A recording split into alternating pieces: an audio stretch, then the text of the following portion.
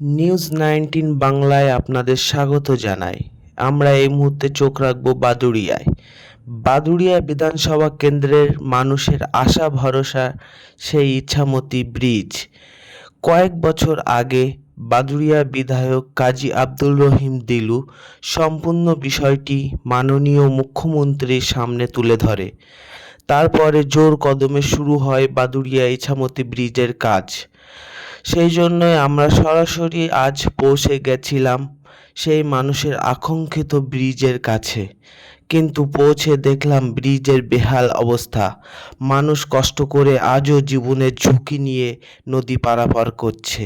সূত্রের খবর, এখানকার স্থানীয় মানুষের মনে খুবই ক্ষোভ। তারা চাইছে এই ব্রিজের কাজটি দ্রুত সম্পূর্ণ করা হোক, তাহলে মানুষের জীবনের ঝুঁকি কমবে, আবার ব্যবসা বাণিজ্য সঠিকভাবে উন্নতি হবে বলে এখানকার স্থানীয় বাসিন্দারা আশা করছে।